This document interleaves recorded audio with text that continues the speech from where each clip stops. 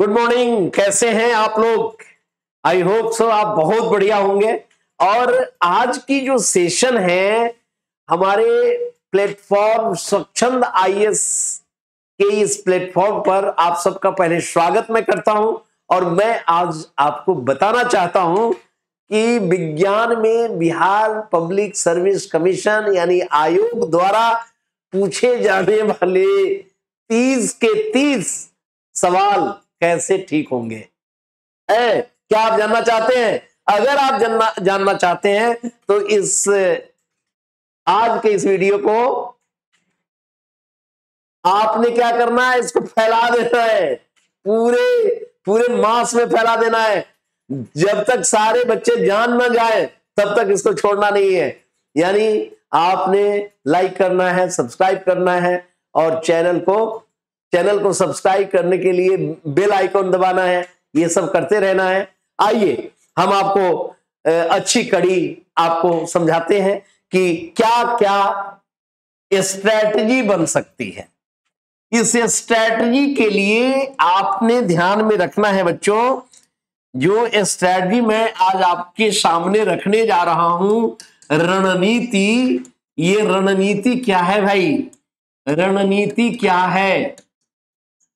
देखो भाई, आपके साइंस का जो रणनीति है बच्चे, वो देख लो। आप साइंस को कितने भाग में आप मुख्य रूप से बांट रहे हो?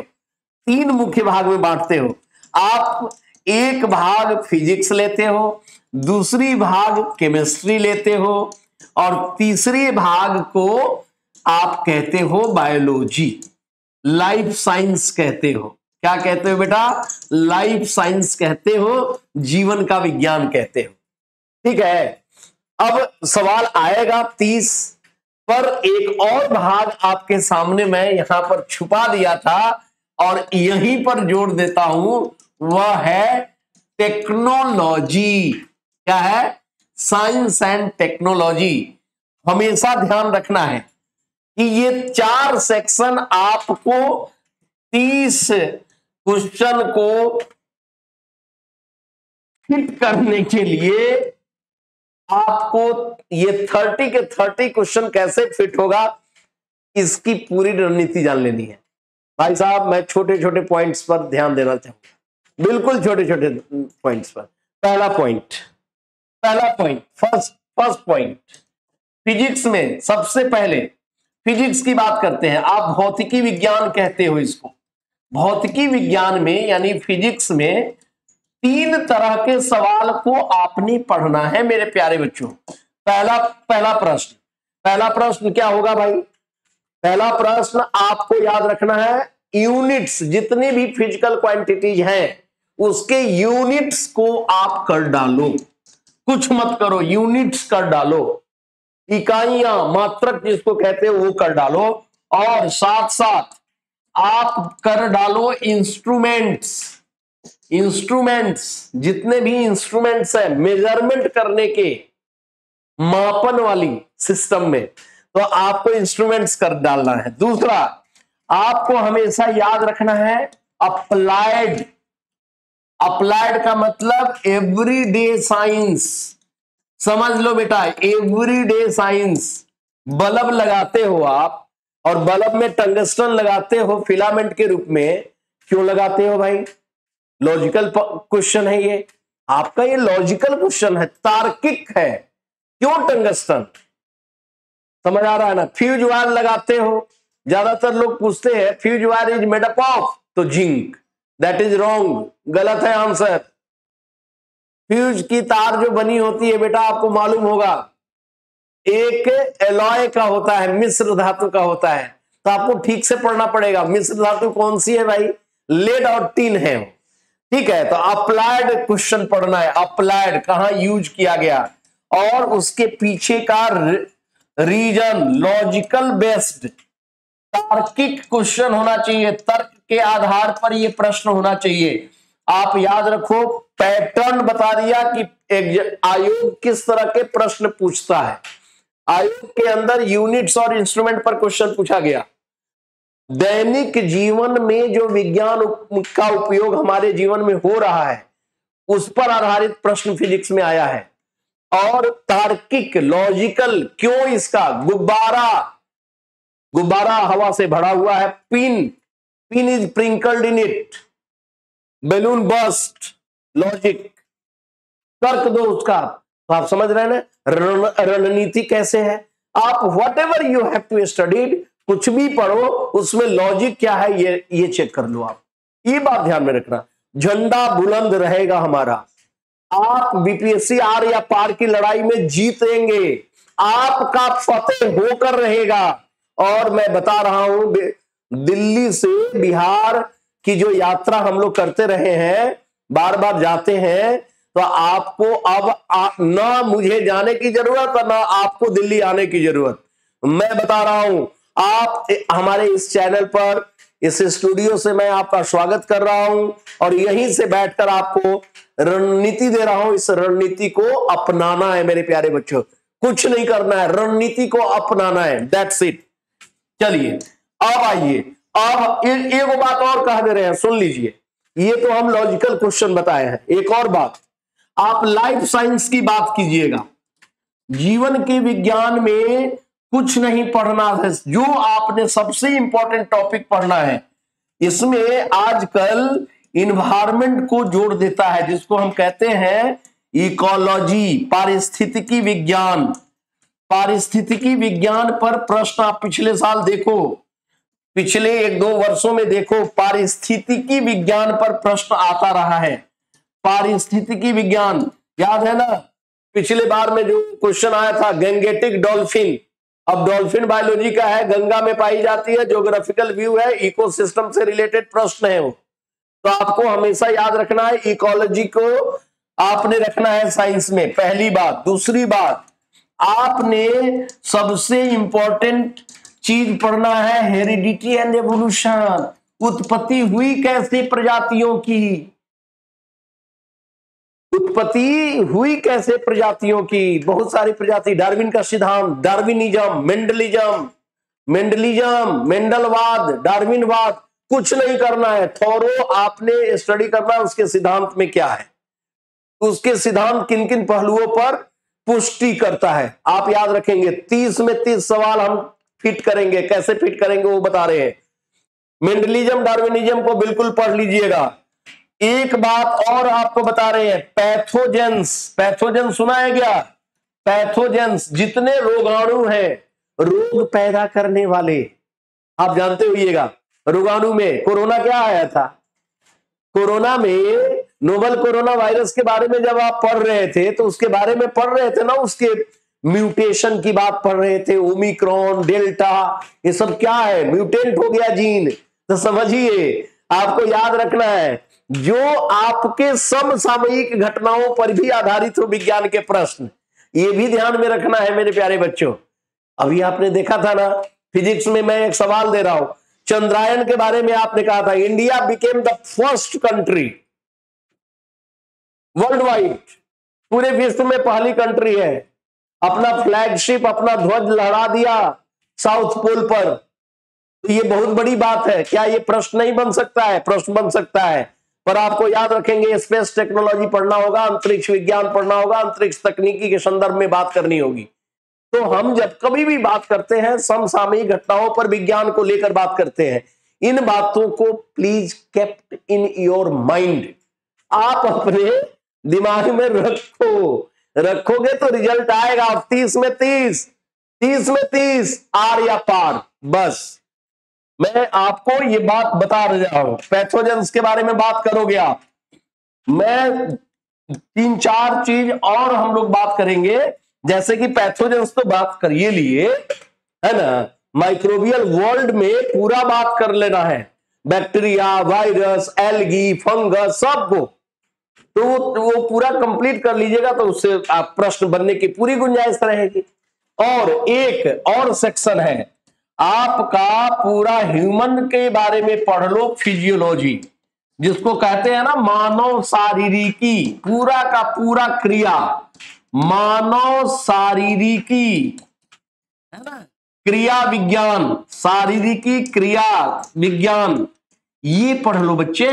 ये पढ़ लो, इसमें से रिजल्ट आपके पास में इसमें प्रश्न आएंगे। इसमें पूरा ब्लड के बारे में, हार्ट के बारे में, ब्रेन के बारे में, तो आप जब पढ़ेंगे ना तो उसकी फंक्शनिंग, जैसे आग पॉन्स रिफ्लेक्स एक्शन हम उस दिन बात किए थे, है ना, स्पाइनल कॉर्ड के बारे में बात हुआ था, ईईजी के बारे में टेक्निक की बात किया था हमने, है ना। तो ये ऐसे प्रश्न है, ये ढर्रे हैं, ये ऐसे प्रश्न है जो कि प्रश्न पूछे जाने की गुंजाइश रहेगी।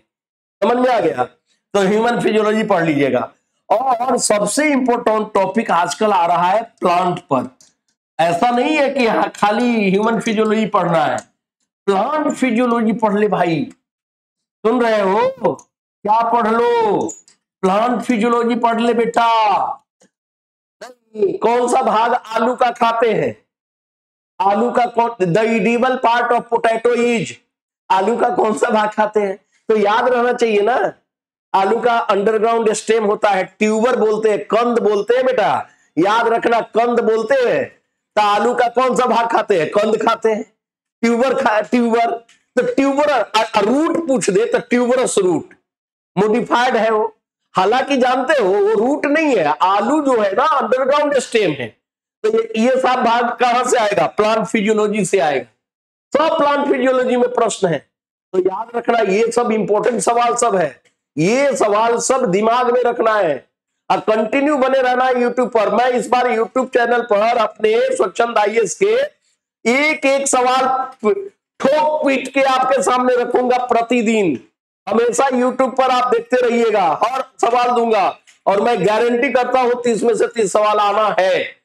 अप्रोच ऐसा उठा के देना है, ऐसा साइंटिफिक अप्रोच आपके सामने में साइंस का देना है कि आपको कहीं इधर उधर जाने की आवश्यकता नहीं हो। बस थोड़ा आप लोगों को बताते रहिएगा, याद रहिए, आगे बढ़िए। एक और सवाल आपको प्लांट फिजियोलॉजी बताया, ह्यूमन फिजियोलॉजी बताया, पैथोजेनिक की बात की, टेक्सोनोमी जो है ना आपका, जिसमें पूरा क्लासिफिकेशन आता है, नहीं वर्गीकरण आता है, क्लासिफिकेशन ऑफ ऑर्गेनिजम्स, जीवों का वर्गीकरण, जिसमें नहीं सुनते हैं, जीवों के वर्गीकरण में, जीवों का वर्गीकरण जो करते हैं, लिनियस का नाम सुने थे? कैरोलस लिनियस एक वैज्ञानिक थे, उन्हीं ने ना ये पूरा एनिमल और प्लांट क्लासिफिकेशन का कॉन्सेप्ट दिया कैरेक्टर के आधार पर।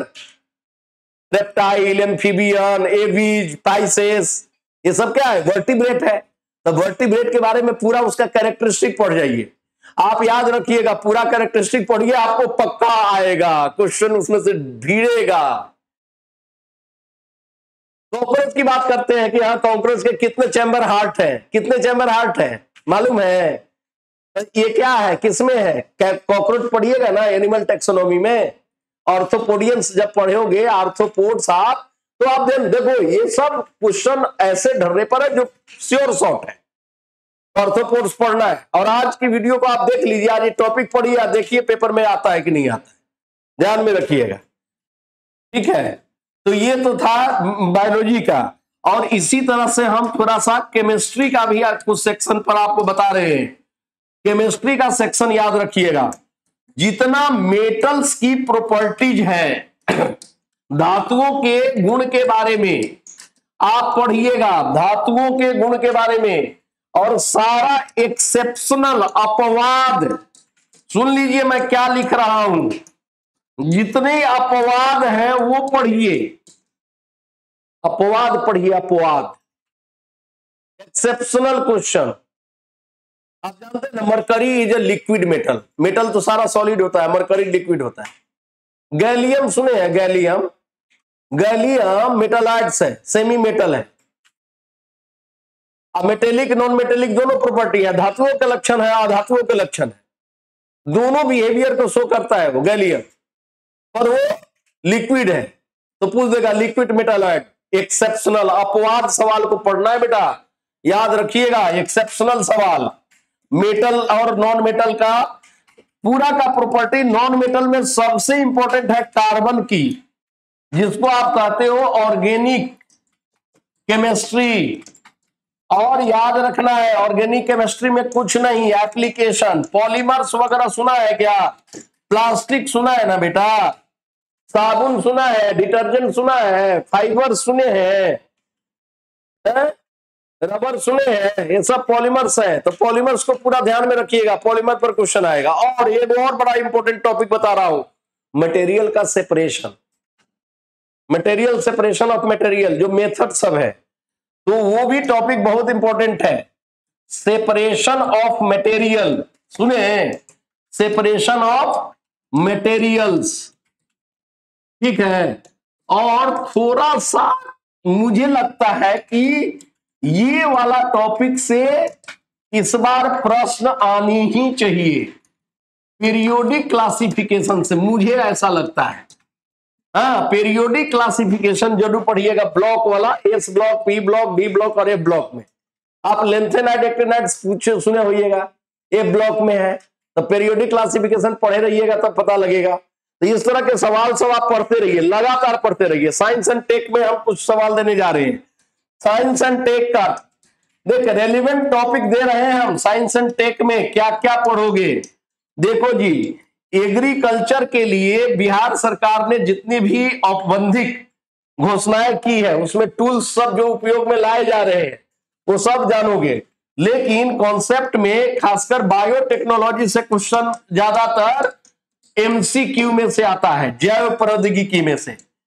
डिजाइनर बेबी क्लोन वगैरह सुना है जी, क्लोनिंग सुना है ना, फर्स्ट क्लोन एनिमल का नाम सुने हो, इंडिया ने जो बनाया था फर्स्ट क्लोन एनिमल, इंडिया ने कौन बनाया, भारत में क्या बना, आप कहिएगा डॉली सीप, डॉली सीप भारत में नहीं बना, ठीक है। आप जानते होइएगा मुर्रा भैंस की प्रजाति है, भैंस की प्रजाति, समझे कि नहीं, आप ये सब समझिए, ये क्लोन एनिमल है, भारत में एनडीआरआई ने बनाया, नेशनल डेयरी रिसर्च इंस्टीट्यूट ने, इंडिया ने बनाया फर्स्ट क्लोन एनिमल मुर्रा, मुर्रा बफेलो का है।